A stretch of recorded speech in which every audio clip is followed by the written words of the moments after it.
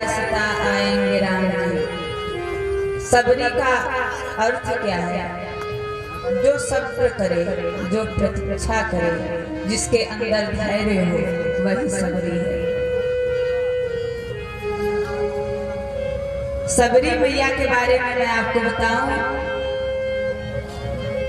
माँ सबरी जो थी वो भील राजा की बेटी थी।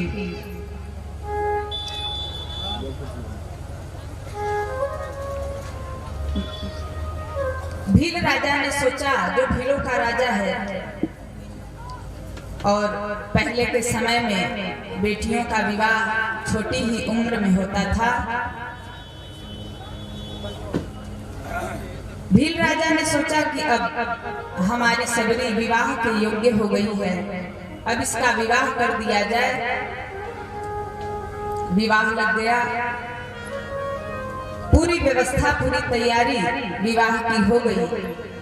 और जब बारात आने की बात हुई, जब बारात आने का समय हुआ, तो अब राजा हैं उनके पिता, तो व्यवस्था तो उसी के अनुसार होगी। पूरे बारातियों की व्यवस्था भील राजा ने करवाई थी, और उसमें मांस की भी व्यवस्था करवाई थी। रात्रि का समय हो रहा था। सबरी ने वन्य जीवों को बंधा हुआ देखा, तो अपनी सखी से पूछा कि ये जो भेड़ बकरियां बंधी हैं, ये किस लिए बांधी गई हैं? तो सबरी की जो सखी थी उसने कहा कि तुम्हारी शादी में, तुम्हारे विवाह में जो बाराती आएंगे, उनके स्वागत के लिए तुम्हारे पिताजी ने इनको बंधवाया है। अब जैसे ही सबरी माँ ने सुना, सबरी मैया को दया आ गई।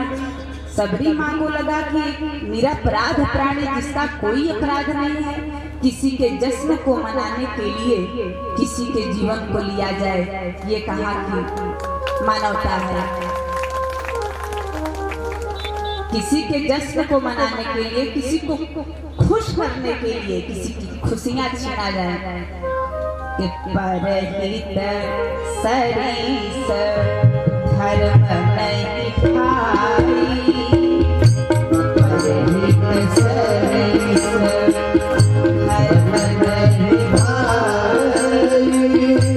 पर पीड़ा नहीं सत अधमाई, पर पीड़ा नहीं सत अधमाई। उन वन्य जीवों को देखकर सबरी को लगा कि मेरे विवाह के लिए इन निरपराध प्राणियों की हत्या की जाएगी, ये नहीं होगा, ये ठीक नहीं है। माँ सबरी के हृदय में दया आ गई, और माँ सबरी ने संकल्प किया कि अगर इन जीवों के लिए हमारे जीवन को बनाया जा रहा है, हमारा विवाह हो रहा है इन जीवों की आहुतियां देकर, तो आज से मैं संकल्प करती हूँ कि मैं अब विवाह नहीं करूंगी।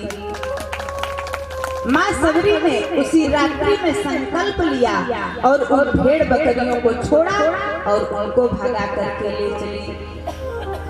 आगे आगे वो सारे वन्य जीव और पीछे पीछे माँ सबरी भागते भागते माँ सबरी उन वन्य जीवों को लेकर के मतंग ऋषि के आश्रम की तरफ आती है।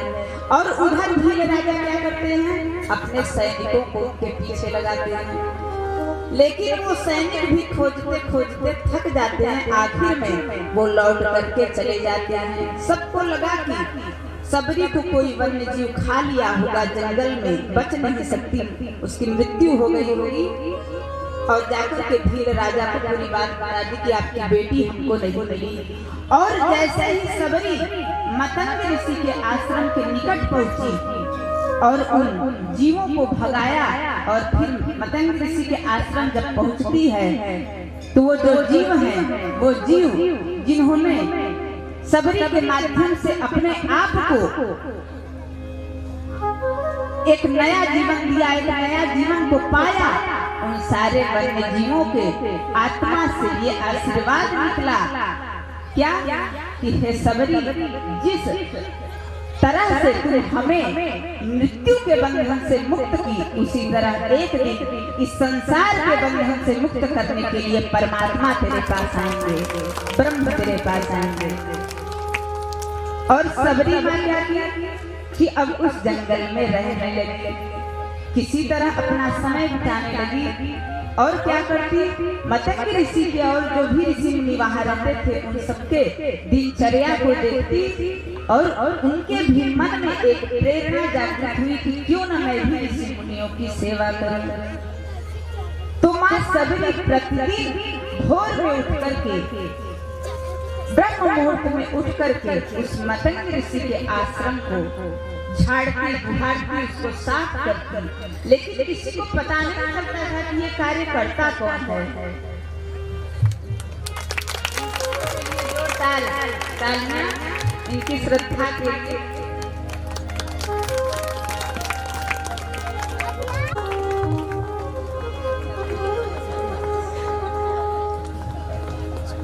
तो परमात्मा सबरी को वो आशीर्वाद देते हैं कि जाओ, जैसे तुमने हमें बंधन मुक्त किया है वैसे तुम्हें भी परमात्मा सारे बंधनों से मुक्त करने वाले परमात्मा तेरे पास आए।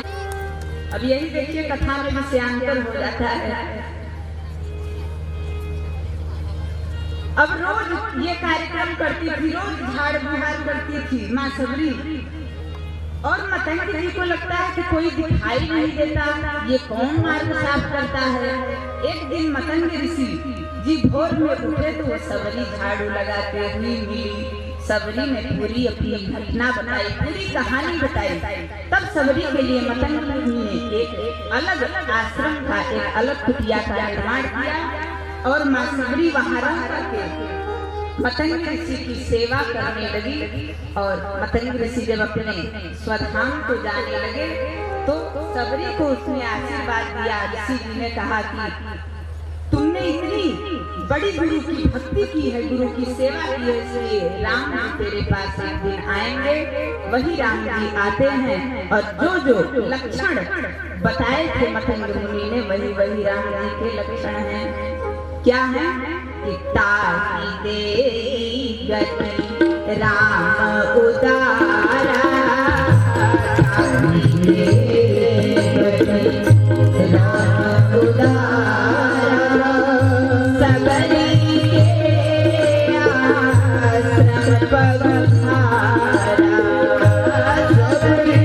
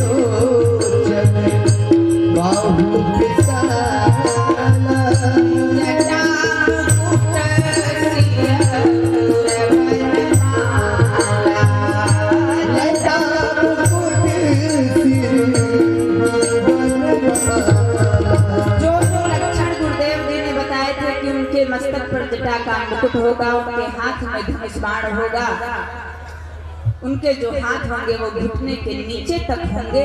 ऐसे श्री राम जी होंगे। एक राम जी का वर्ण श्याम वर्ण होगा और लक्ष्मण का वर्ण गौर वर्ण होगा।